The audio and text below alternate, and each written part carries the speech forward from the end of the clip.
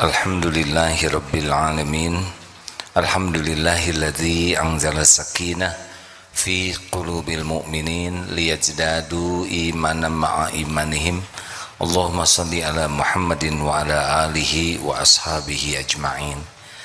Semoga Allah menjauhkan kita dari sifat tamak, mengaruniakan kepada kita sifat qanaah, puas dengan yang Allah berikan. Semoga Allah menjauhkan kita dari panjang angan-angan dan menggantikan dengan angan-angan yang disukai oleh Allah. Dan semoga Allah memelihara kita dari tipu daya syaitan. Amin ya rabbal alamin. Nomor 72. Bismillahirrahmanirrahim. Kajian Al-Hikam nomor 72. Anta hurru mimma anta anhu ayisun wa abdun lima anta lahu tami'un. Engkau bebas merdeka dari segala sesuatu yang tidak engkau butuhkan, dan engkau tetap menjadi hamba kepada apa yang engkau harapkan atau inginkan. Jadi engkau bebas merdeka dari segala sesuatu yang tidak engkau perlukan, dan engkau tetap menjadi hamba dari apa yang engkau perlukan, engkau inginkan. Kita wajar punya keinginan,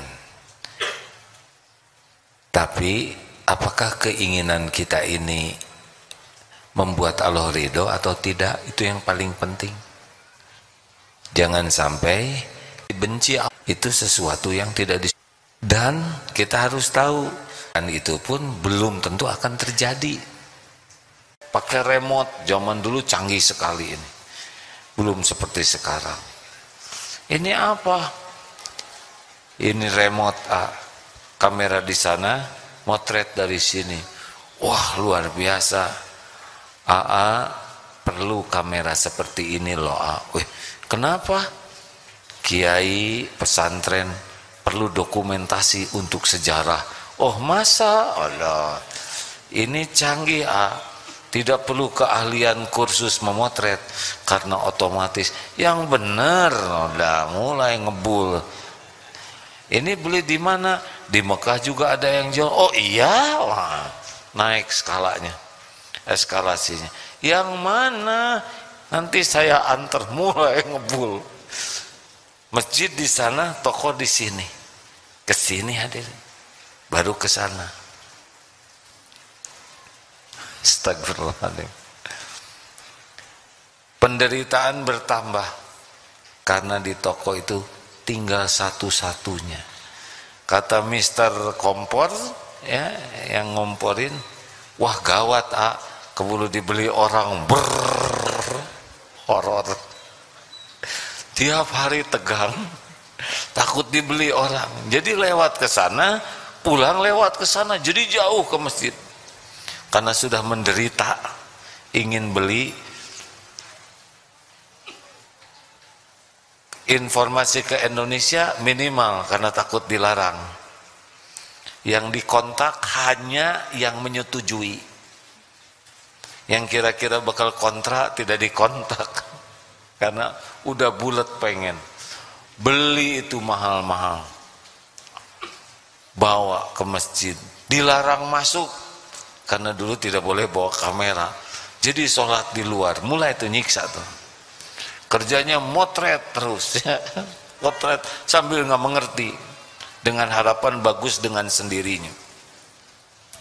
Nyimpen di kamar takut hilang, mulai kepikiran.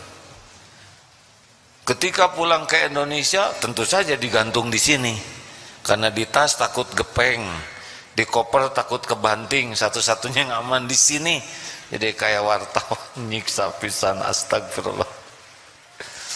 Kemudian sampai di Indonesia sakit hati karena tidak ada wajah sayanya, karena saya yang motret terus.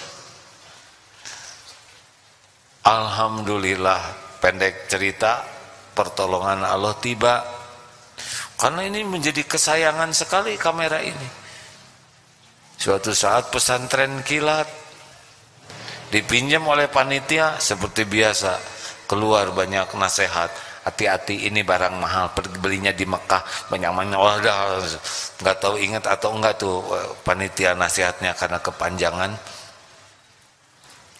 Kira-kira duhur kelihatan panitia pucet.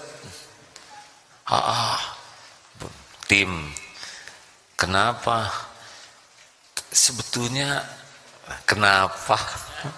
Habis motret, kemudian apa, ada santri yang apa jatuh disimpan di pagar, nolong orang dulu, pas datang ternyata nggak ada, hilang itu. Aduh, hilang tapi qadarullah, Allah menolong. Memang pertama jengkel ya, tapi sesudah itu seperti yang lepas. Tahu bisul kalau udah meletus enak, bucat bisul rasanya tenang, nggak ada lagi yang dipikirin. Makin mahal, makin bagus, makin keren aslinya, makin nyiksa. Kesiksa ingin diketahui orang, kesiksa takut rusak, kesiksa takut hilang. Gimana, masih ingin nggak sekarang? Tapi kan itu toko kami, beli aja lah deh. Tapi harus dipikirkan betul tuh, sampai harus bisa siap dengan hisabnya ya. Karena kalau ingin itu pasti harus ada. Makin soleh seseorang, makin bisa membedakan antara ingin dan perlu. Kalau perlu, lakukan, asal jadi kebaikan. Kalau ingin, apalagi pas ingin sekali, tahan. Caranya dua. Satu, konsultasi, musyawarah dengan yang ahli. Yang kedua, istiqoroh. Ada perlu beli pentil apa? Nggak usah istiqoroh sih kalau pentilnya nggak. Sepeda ini memang ujian berat bagi saya. Apalagi kalau dengar teman-teman sehat bersepeda. Kemarin telepon Pak, ini betapa kalau ingin tuh selalu ada jalannya untuk telepon bapak-bapak usia 81 tahun pesepeda. Apa ini Ustadz ya yang suka saya lihat di TV, aduh suaranya seger. Mbah, katanya jangan panggil mbah, bapak aja. Tidak mau dipanggil mbah. Di mana? Saya di Surabaya sekarang. Katanya bersepeda terus, usia berapa? 81. Alhamdulillah. Pertama pertanyaan, ada penyakit-penyakit yang nggak ada tuh, nggak ada. Kolesterol aman, samburat aman, gula aman. Pengen tadinya nanya, suka diperiksa tidak darahnya? Karena banyak yang aman tuh karena nggak diperiksa ya. Tapi nggak tega, nggak enak banyak tanya. Gimana caranya begini? Ya saya suka bersepeda. Tiap hari ya paling tidak 5 kali sehari. Sehari kira-kira berapa? Ya antara 50 sampai 100 kilo. Gelek hadirin. Saya dengan sepeda tuh udah senang sekali. Sehat. Sehat katanya. Bicara banyak. Waduh. Jadi pengen sepeda. Sepedanya jenis apa? Oh saya pakai road bike. Sudah tua kan membungkuk itu. Ya saya tinggikan sedikit karena sudah tua. Sehat loh, ayo. Mau saya latih. Untuk pemula minimal 900 kilo sebulan. 30 kilo sehari. Dengar begitu, ngebul itu hadirin. Tidak ada salahnya. Kita ingin sehat. Kalau niat dengan sehat, tahajud jadi bagus, sehat tidak nyusahkan orang lain, ya sehat. Kan kalau kita sakit, setidaknya selain kita repot, yang di rumah juga ikut ke bawah, terbebani oleh kita. Bukan hanya fisiknya, hatinya, finansialnya, benar? Kantor tidak bisa kerja, kerjaan kita kantor bisa terbengkalai, memang dipas-paskan ya. Tapi memang begitu, kalau sehat tuh, niat sehat untuk tidak menyusahkan orang, untuk nambah manfaat, terutama untuk mengabdi ke Allah. Pertanyaannya, haruskah pakai sepeda yang paling mahal? Sedangkan kita baru belajar ya. Nah itu mungkin dibedakan. Tapi tidak ada salahnya hadirin, kalau toh memang itu yang paling pas, sesuai kemampuan, sesuai keperluan, bukan sesuai keinginan. Ingin mah nggak lama, baru juga ingin ini, besok lusa udah ingin yang lain. Makanya disebutkan orang yang paling beruntung, Rasulullah Shallallahu Alaihi Wasallam bersabda di dalam sebuah hadis riwayat Imam Muslim sahih, qad aflaha man aslama wa ruziqa kafafan wa qanna'ahu Allahu bima ata. Sungguh beruntung orang yang diberi hidayah Islam, man aslama, diberi rizki yang cukup, ternyata bukan banyak, cukup. Jadi tiap perlu cukup. Jadi ingat ya, waruziko kafafan, waruzi ma atah, dan memiliki Allah anugerahkan sifat qanaah, puas, ridho dengan apa yang Allah berikan kepadanya. Wah, kalau gitu Islam, umat Islam tidak akan berkembang dong. Bukankah kita harus cita-cita setinggi langit? Kurang, harus lebih tinggi dari langit ya, yaitu ke sorga. Dengar hadirin, Allah subhanahu wa ta'ala sudah lebih tahu tentang keperluan kita dibanding kita sendiri.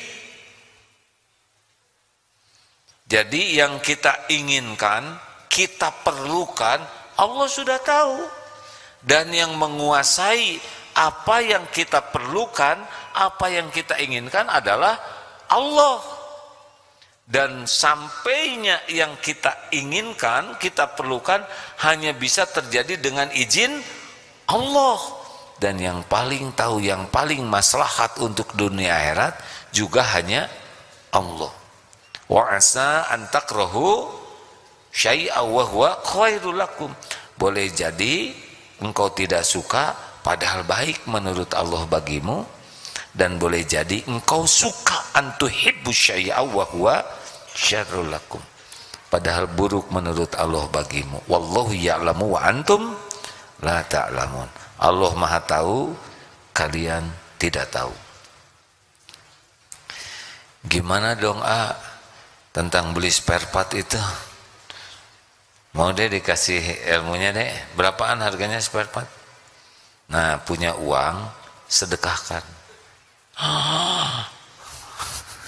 Ini buat beli spare part 1 juta, uang cuman ada 200.000, kebeli enggak? Coba sedekahkan.